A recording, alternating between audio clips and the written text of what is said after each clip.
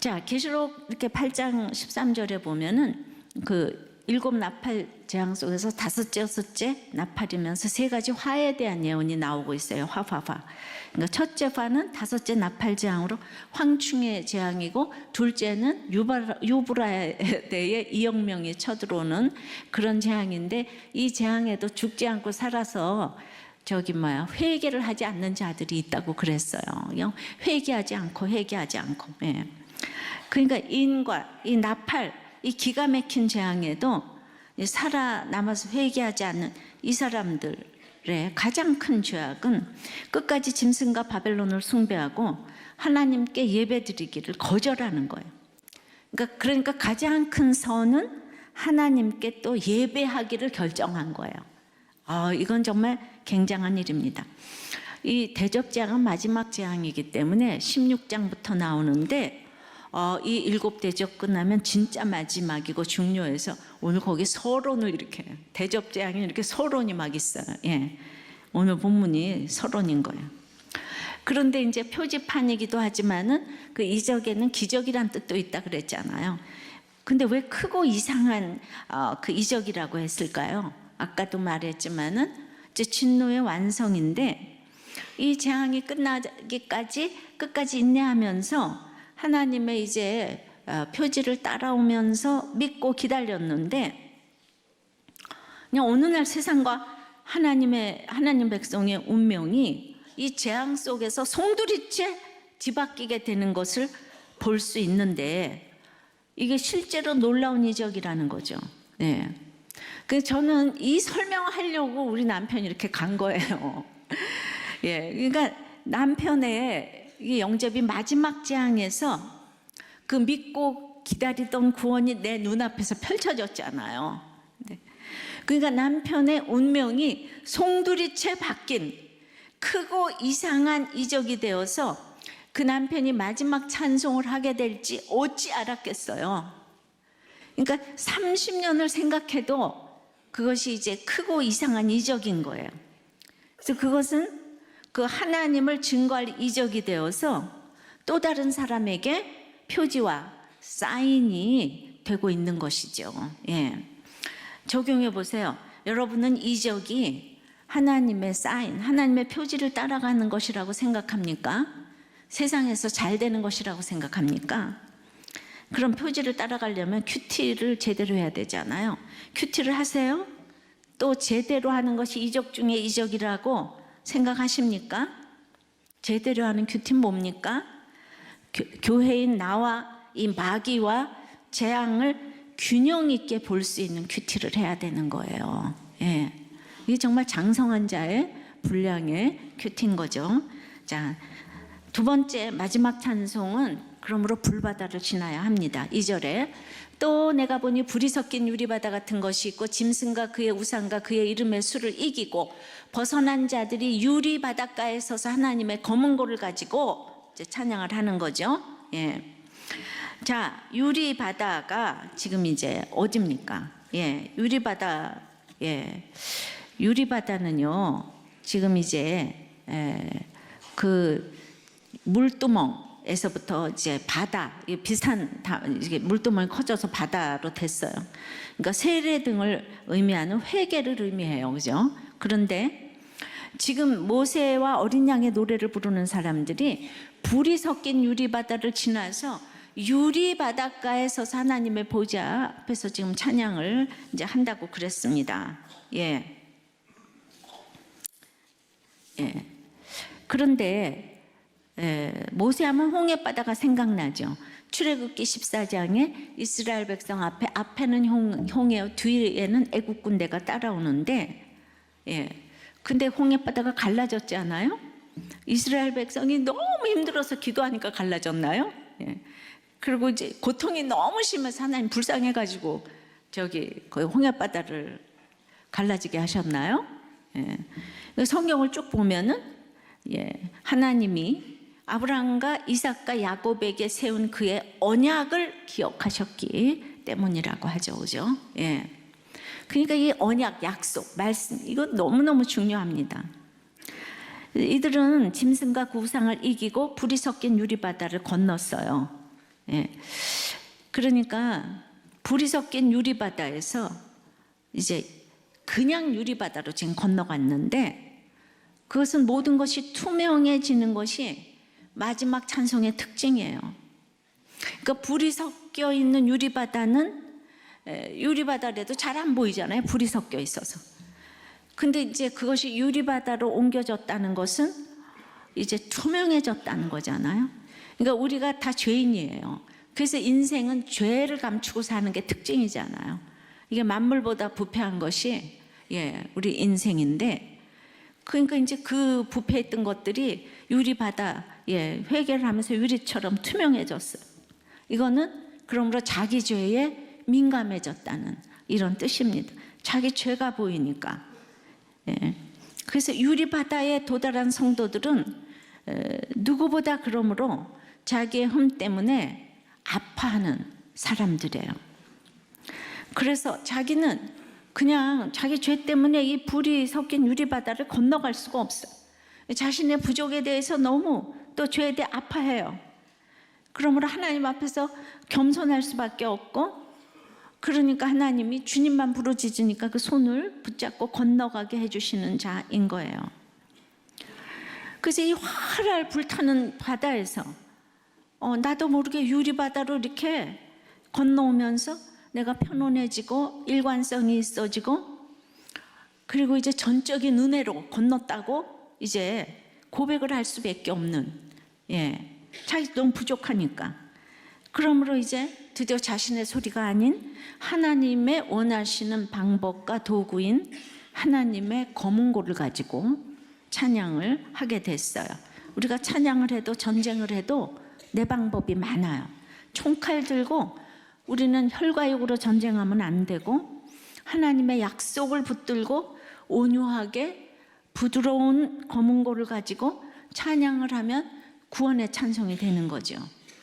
그러니까 말씀을 붙들고, 그 언약을 기억하셨다 그랬잖아요.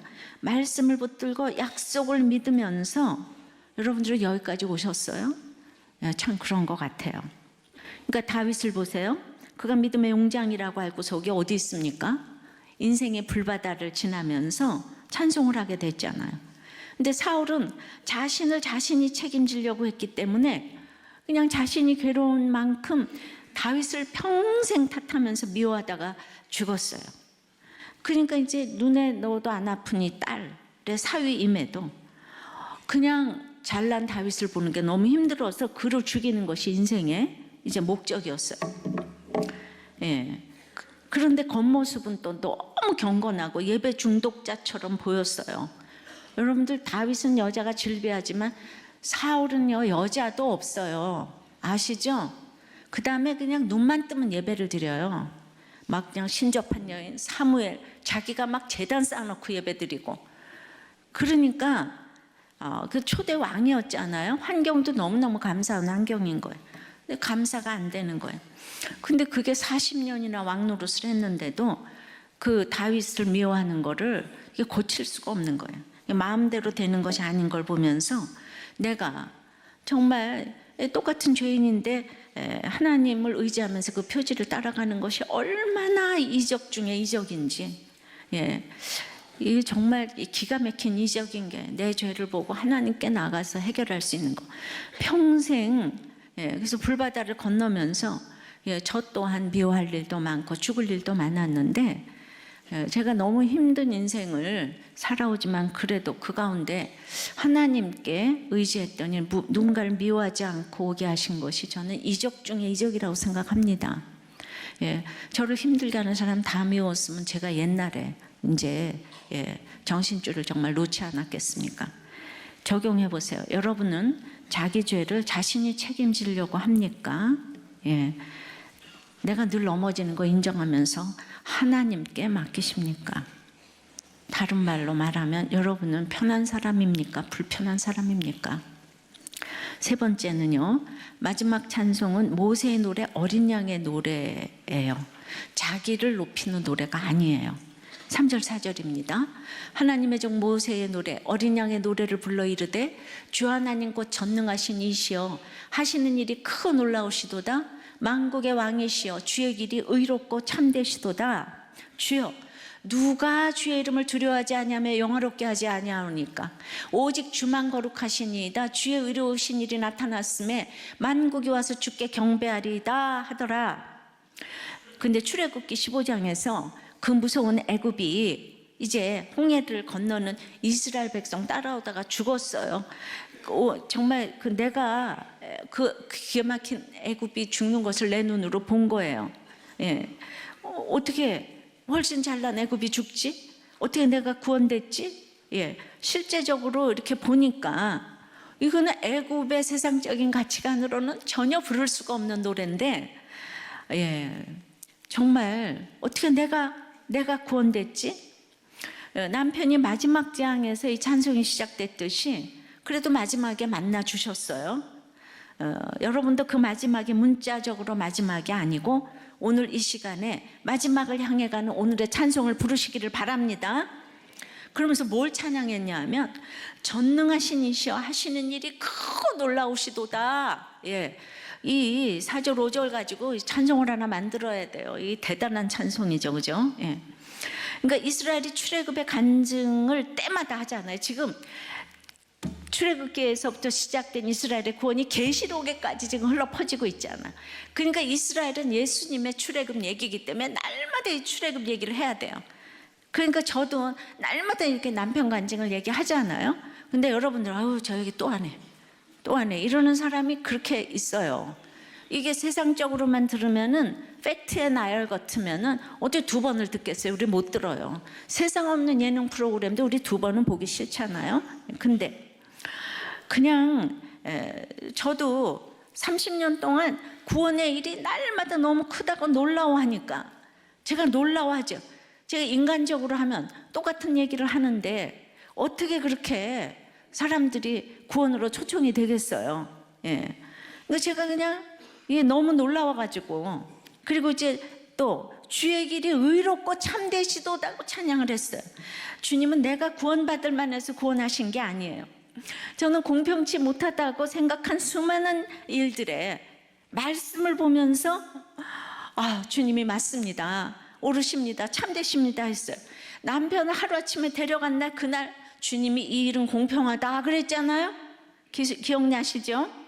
그러니까 정말 주님의 길은 참되 의롭고 참되시다. 또 이렇게 과부가 되어도 주님의 의로우신 일이 나타나신 것이기 때문에 만국이 와서 주께 경배하리이다 그러고 찬양을 했어요.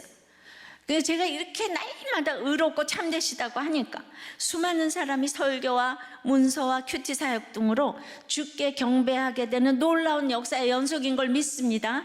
이렇게 내가 찬양하면 여러분들도 똑같이 이렇게 찬양하시기를 바라요. 예, 목사님은 정말 똑같은 거를 끝도 없이 잘도 갖다 붙이시네.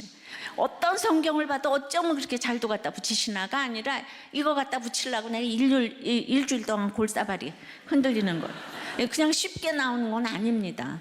그러니까 여러분들도 이렇게 말씀을 묵상하면서 자기 인생을 이렇게 해석해서 내놓게 되실 줄을 믿습니다. 용의 세력은 10뿔, 7머리, 10멸류관의 권세를 가진 자들이에요. 이름만 들어도 이름값이 느껴지는 자들입니다. 근데 막상 뚜껑을 열어보니까 그들이 패했어요. 애굽이 패했잖아요, 그죠? 그리고 음지에 서 있고 아예 죽어버렸어요. 근데 이름값이 전혀 없던 자들이 구원 쪽에 서 있는 거예요. 예. 자격과 공로로는 전혀 갈 수 없는 나라에 입성을 한 거예요. 그러니까 출신 성분으로는 명함을 내밀 수 없는 사람들이 하나님 보좌 앞에 불렸어요. 역대상 계보를 보니까 올라간 사람들 중에서 살인자, 남의 거 빼앗은 자, 남편의 아들과 동침한 첩 이런 사람들이 계보에 다 올랐더라고요. 자, 유명한 라헬의 몸종이자 또 야곱의 첩이자 또 그 야곱의 맏아들 르벤과 동침한 정말 만고의 죄인 비라가 계보에 딱 올랐는데 납달리 지파가 한 절 딱 나오는데 거기 그녀의 이름이 찬란하게 딱 올라갔어요. 예. 예수님의 직계조상인 유다의 족보에도 이 자매 스루야가 올라갔고 갈렙의 두 아내 또 60세 마길의 딸인 헤스론, 헤스론의 아내 아비야, 여라무엘의 다른 아내 오남의 어미, 세사는 아들이 없고 딸뿐이어서 그에게 야르하라 하는 애굽 종을 줘 아내를 삼게 했고 예, 야르하라는 흑인 노예종 이름 올라가죠. 갈렙의 천마가 딸 악사. 근데 이렇게 다 나왔는데 지금 이 당시 유명한 이 사울 왕 딸 이 미갈, 이 적통이잖아요. 예수 믿는 미갈 빠졌어요. 거기도 저기 다윗의 부인 중에서도 이방 여인 아히노암 달메의 딸 마아가 핫기스 안에 다 들어갔어요. 강간당한 딸 다말도 나와요. 아들이 없는 슬로보앗의 딸들도 나와요. 미리암도 나오고 베냐민 지파의 사하라임은 두 아내 후심과 바라를 내보낸 후에 모압 땅에서 자녀를 낳았다고 했는데 내어버린 아내 두 아내 이름도 나왔어요. 유다 지파의 야베스는 존귀한 자라고 했는데 고통과 슬픔 가운데 있던 자래요. 또 에브라임 지파의 자손 에셀과 엘르앗이 가드의 짐승을 빼앗아서 가드 토인에게 죽음을 당했는데 그 후에 잉태하여 낳은 아이 이름을 부리아라고 재앙으로 이름을 했는데 재앙으로 이름을 졌어도 예수님의 계보에 올라간 줄 믿습니다. 이름은 자고로 겸손하게 줘야 돼. 이렇게 맨날 클 때짜 이런 거 좋아하지 말고. 예. 그러니까 일일이 다 언급을 못 하겠지만 모두 다른 아내, 버림받은 아내, 강간당한 자, 이방 여인, 애굽의 종을 남편으로 둔 자, 슬픔과 고통 가운데 있던 자, 재앙이라는 이름. 근데 우리가 또 아는 대단한 믿음의 여인 사라, 리브가, 라헬이 언급이 안 됐어요. 이게 얼마나 은혜의 족보입니까? 마태복음 1장에도 다말, 라합, 밧세바, 우리아의 아내 마리아 이름이 찬란하게 올라갔어요. 예. 하나님이 음란을 얼마나 싫어하는데 음란에 연루된 다 자들이 올라갔어요. 예. 그런데 마태복음에도 역대상에도 사라, 리브가, 레아가 다 빠졌는데 마태복음에도 이 본처들이 다 빠졌더라고요.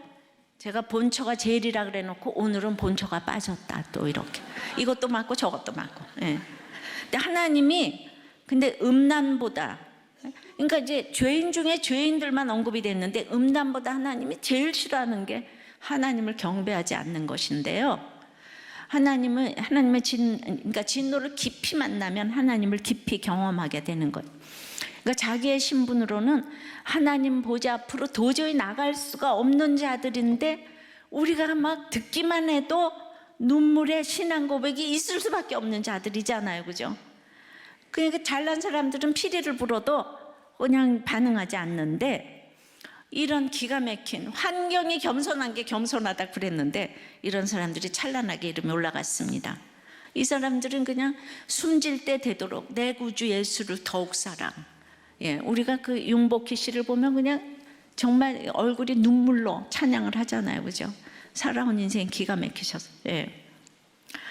그래서 인간으로서 마지막 심판 속에서 마지막 찬양을 한 자들이라는 거죠. 이렇게 그냥 기가 막힌 일곱 대접의 심판 가운데서 마지막 찬송, 위대한 찬송을 불러야 된다는 거예요.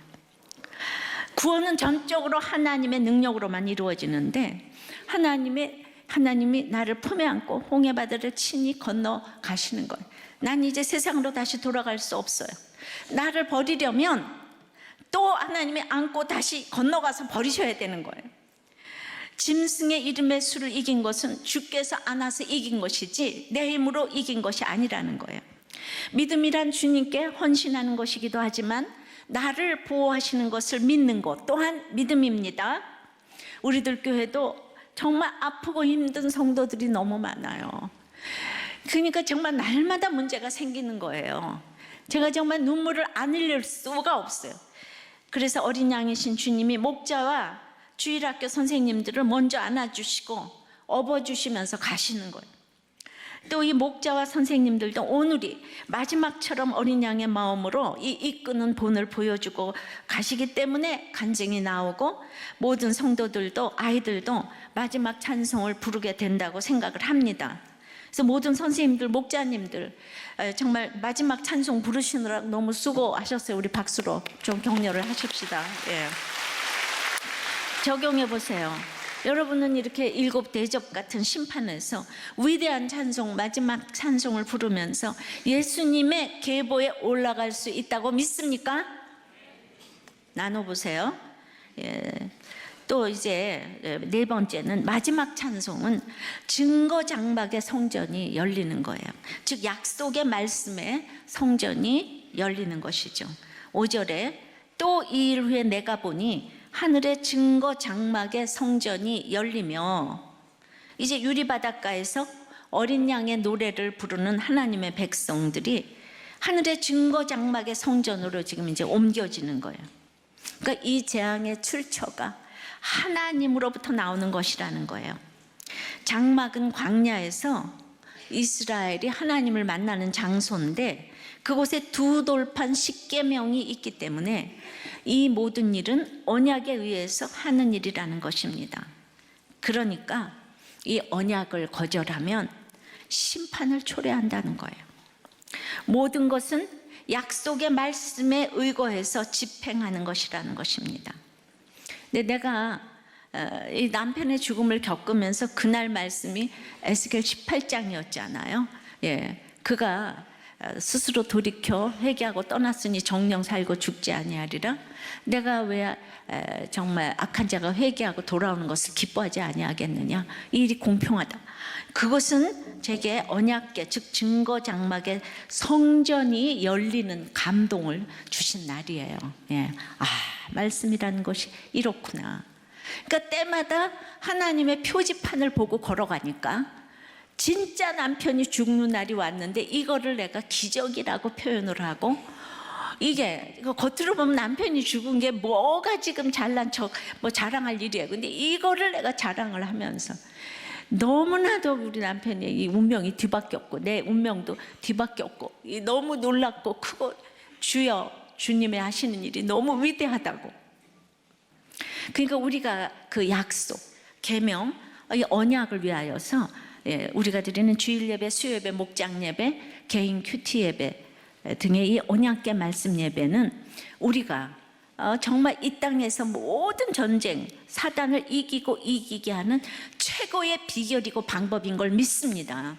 여러분 그냥 와 계신 것 같지만 와 계신 동안 사단의 이 모두가 물러가는 거예요. 지금 마귀의 계계를 지금 정말 말씀의 강력으로 지금 물리치고 있는 거예요. 나는 똑같은 날이 계속되는 것 같은 삶을 살지만은 30년 동안 예배에 설렘이 없었던 적이 없어요. 저는 예배에 설렘이 있어요. 매너리즘에 빠진 적이 없어요. 여러분들도 예배에 설렘이 있습니까? 지금 뭐 15명만 대답하죠. 예배에 설렘이 있어요? 예, 그러니까 예배에 설렘이 있기 때문에 사단이 물러가는 거예요. 근데 말씀에 설렘이 있는 거잖아요, 그죠? 예. 계시록은 409절 정도 중에서 309절 가까이가 구약의 내용을 인용했어요. 그러니까 이게 환상으로 이단이 푸는 게 아니에요. 직통계시가 아니에요. 그 계시록이 그 상징적 내용을 직접 설명하든지 아니면 구약의 성경을 통해서 모든 계시록은 성경으로 다 풀어지게 돼 있어요. 그런데 이걸로 자꾸 이상하게 어디 직통계시 받아가지고 그게 정말 위험한 거죠. 자, 그래서 6절, 7절, 8절 보니까 7재앙을 가진 7천사가 성전으로부터 나와서 맑고 빛난 세마포 옷을 입고 가슴에 금띠를 띠고, 7절에 네 생물 중에 하나가 영원토록 살아계신 하나님의 진노를 가득히 담은 금대접 7을 그 7천사들에게 주니 하나님의 영광과 능력으로 말미암아 성전에 연기가 가득 참에 7천사의 7재앙이 마치기까지는 성전에 능히 들어갈 자가 없더라. 그러니까 7대접은 마지막 재앙이에요. 그러니까 6절서부터 이제 8절까지는 이제 대접재앙의 서론인데요. 이제 우리가 앞서에서 보면 7인 7나팔은 진노의 7인, 진노의 7나팔 이런 표현 안 썼는데 7대접에서는 진노의 7대접이라고 이제 이렇게 쓰이고 있어요. 이제 16장 1절에 보면은 그래서 이제 뭔가가 그냥 참고 기다리다가 이제 확 부어지는 게 진노의 이제 대접인 거예요. 이제 7천사는 하나님께로부터 하나님의 공의로운 심판 역사를 위해서 이제 부름을 받았어요. 그러니까 이제 심판이 기정사실이라면 이 땅에서 나에게 주신 기간 동안 빛난 세마포 입은 제사장 역할을 해야 하지 않겠습니까? 그런데 나만 구원받고 옆에서 저 애굽은 잘 먹고 잘 살았기 때문에 심판당하는 거에 심판당하는 거 마땅해. 나를 괴롭혔으니까 너는 정말 고쌤통이다. 이러면서 이제 나는 끝났어. 나는 저 사람 이제 심판받아서 끝이야. 그러면 되겠습니까? 나는 구원이고 너는 심판이야. 그래야 되겠습니까? 나는 예배만 혼자 거룩하게 드리고 다른 사람들이 심판받는 것은 아무렇지도 않습니까? 그러니까 그렇지 않다는 거죠. 그들은 이미 형벌 가운데 있다는 거 알아야 돼요. 하나님 없이 사는 자체가 벌이잖아요. 그러니까 이 진노가 사랑이라는 것을 알려주는 제사장 역할을 이제 해야 되는 거죠. 그러니까 남편이 안 믿는 것 같았지만은 제가 마지막에 제사장 역할을 했기 때문에 주님을 영접하고 마지막 찬송을 부르고 갔잖아요. 그 시간 놓쳤으면 정말 영원한 심판이 될 수 있었던 그 시간이잖아요. 그런데 다들 우리 어머니 아버지 돌아가실 때까지는 가만 내버려 두고 내가 돌아가시면 그때부터 예수 열심히 믿겠다. 우리 엄마 아버지는 안 돼. 그럼 모든 식구들도 똑같은 대상을 그렇게 얘기를 하시면은 우리 엄마 아버지는 지옥에 가도록 고이 모시겠어요. 이 소리하고 똑같대. 그 지옥을 지금 경험을 안 해보셔서 그런 얘기를 하는 거예요. 그러니까 이제 구원의 확신을 가지고 제가 그냥 너무 애통절통하니까 집사 시절에도 그렇게 매 그냥 대회 때마다 제가 그냥 광고 한 번을 안 하는데 집사님들이 너무너무 전도해서 데려와가지고 다 영접하고 가니까 매 회 때마다 그렇게 300명씩 이렇게 영접을 했어요. 이게 구원의 확신이 이만큼 간절하면 정말 여러분들이 못할 일이 없는데 그 구원의 확신이 없기 때문에 날마다 미워하고 욕하고 그냥 매너리즘에 빠지고 이렇게 이제 되는 거죠. 그래서 고아와 과부가 왜 불쌍합니까? 울타리가 없기 때문이잖아요. 그래서 저는 이후에도 공평치 못하게 저는 불쌍한 과부가 됐잖아요. 그러나 저는 영적으로 주님의 신부이기 때문에 남편이 간 후에 수많은 영적 과부들을 주께 인도하는 제사장이 제가 된 줄 믿습니다. 그러니까 믿는 나는 이미 천국을 누리고 있기 때문에 믿지 않는 식구들이 이 누리지 못하는 천국 때문에 내가 천국의 모델이 돼야 한다는 걸 알아야 합니다. 그래서 내가 보여주는 천국 모델이 돼야 돼요. 적용을 좀 해보세요. 여러분은 사건마다 말씀의 성전이 열려서 제사장의 역할을 하면서 사명 감당하는 것이 마지막 찬송이란 것에 대해서 아멘이 되십니까? 못 알아들어도 할 수 없어요. 근데 제가 또 말하는 것에 꼭 또 반응하시는 분들이 계셔서 그분들이 이렇게 흘러서 전염되게 하시는 것이 굉장히 우리는 그냥 이렇게 빨아들이는 게 있기 때문에 그러니까 옆에 사람들 보고 목장에서 은혜를 받으시기를 바랍니다. 공동체 고백은 이 7대접의 심판 가운데서 마지막 찬송을 하고 있는 10기 부모학교의 한 엄마의 간증이에요. 예쁜 언니와 늘 비교를 당하며 열등감을 갖게 되었고 이를 상쇄하고자 욕심과 열심이 충천한 아이로 자란 이제 자매예요. 굉장히 정말 수치스러운 얘기를 이렇게 많이 오픈해 주셨는데 나의 열심과는 비교도 안 되는 열심과 성실로 사랑을 쏟는 이 전 남편과 25, 70나이에 결혼을 했고 결혼 후에 비난과 잔소리, 고함이 난무하고 밖에서는 폭력적인 언행을 일삼는 전 남편의 실체가 드러나며 지옥 같은 삶을 살았습니다. 이분도 교회를 다녔다는 거죠. 전 남편은 사업으로 돈을 벌면서 더욱 괴물이 되어갔고 남편과의 불화와 열등감의 보상은 자녀들에게로 향했습니다. 명품으로 도배하며 남편이 나를 인형 삼았듯 자녀를 나의 인형으로 삼아 자기 애의 결정체인 다 너희를 위한 것이라며 자녀들을 죽이며 살았습니다. 전 남편은 사기, 횡령, 주가 조작 등으로 검찰 조사, 검찰 가택수사 출국 금지를 당했고 이런 이유로 위장 이혼을 했습니다. 여러분 이런 이유라도 위장 이혼하면 안 됩니다. 그러면서 너무 힘드니까 그 서류상 이혼이 실제가 된 거예요. 다 실제가 됩니다. 위장 이혼하다가는. 그래서 이제 또 이혼을 하면서 너무 힘들었으니까 합리화시키면서 또 불륜도 잠시 행했습니다. 이제 그 이후 3년을 딸들과 살면서 행복하게 잘 살았더라에 이막을 꿈꾸면서 현 남편을 만나 아까는 전 남편, 현 남편을 만나 다시 사랑을 우려하고 행복을 꿈꾸며 재혼하였습니다. 재혼의 삶은 이전의 고난과는 비교할 수 없는 아비규환의 매일이었습니다.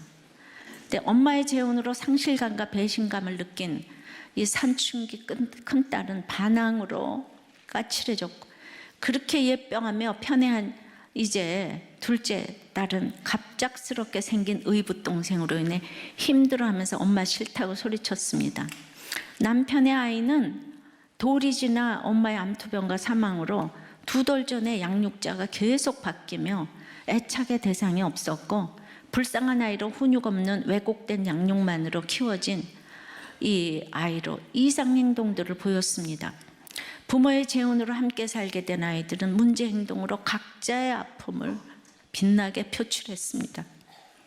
남편의 아이는 제게 특별한 사랑을 받던 작은 딸이 자기 물건을 훔쳤다, 때렸다고 했고 그 말만 믿고 내가 그렇게 이뻐하던 작은 아이를 혼내고 때렸는데 넉 달이 지나 남편의 아이가 거짓말을 하고 있음을 알게 되었습니다. 집에서는 실제로 막 그 늑대의 으르렁 소리를 내고 거칠게 굴던 아이가 사람들만 있으면 불쌍한 아이가 되는 양극적이고 분열적인 행동으로 나를 나쁜 계모를 만들어버리는 아이가 점점 더 싫어졌습니다. 큰아이의 반항은 본인의 이제 마이 베이비 큰아이의 반항은 현 남편과의 몸싸움으로 이어졌고 이제 자기는 친아빠랑 살겠다는 아이에게 그래 어디 한번 네 아빠랑 살아봐라 했는데 한순간 날벼락 같은 이별이 닥쳤고 전 대외적으로 남자에게 미쳐 자식들을 내쫓은 미친년이 되어버렸습니다. 전 남편은 처절한 복수와 응징을 하리라고 선전포고를 한 뒤 막 밤에 차를 부수고 갔고 교회와 지인들에게 저를 죽이기 위한 말살 정책을 성실하게 이뤄갔기에 그로 인해 저는 교회에서 쫓겨나게 되었습니다. 이곳저곳 교회에서 계속 이 소문이 내서 저의 요청으로 전 남편에게 법원 접근 금지 명령이 내려졌고 전 남편은 계속 저에게 경제적, 사회적, 심적 응징을 통해서 자신의 의로움과 저의 악함을 세상에 증명하려고 했습니다. 그러나 이 세상의 버림과는 비교할 수 없는 아픔은 자녀를 잃은 상실감이었습니다. 날마다 방바닥을 구르며 새끼 잃은 어미곰의 포효를 하였고 내 딸들이 적응할 수 없었던 가장 큰 이유와 아픔의 대상인 남편 딸에게 모든 원망과 저주가 향했습니다.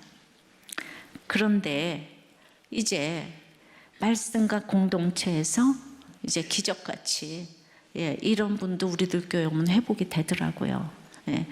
오셔서 회복이 됐어요. 그리고는 이제 다 너무너무 딸도 다 뺏기고 이 딸 때문이라서 잠시 힘들어서 형님 가정에 맡겼던 남편의 아이를 데리고 오는 이 십자가의 적용을 이제 했습니다.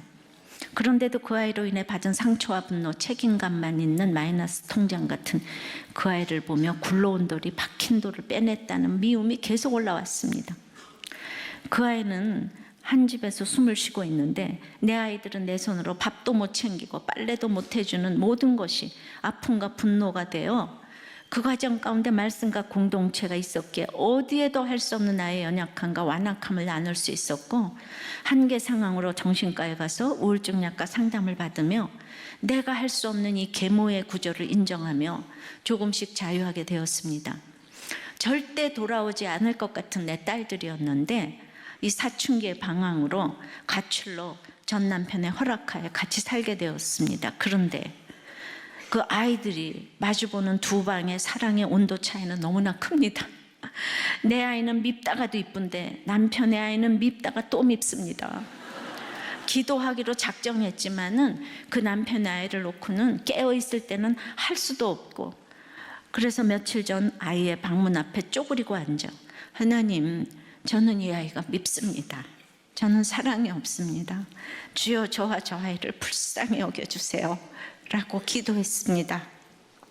이렇게 저는 자기 애에 충실하여 나의 자녀에게도 안정된 애착을 주지 못했고, 맡기신 자녀도 따뜻하게 돌보지 못하는 극단적인 자기중심적 인간입니다. 이제 참으로 또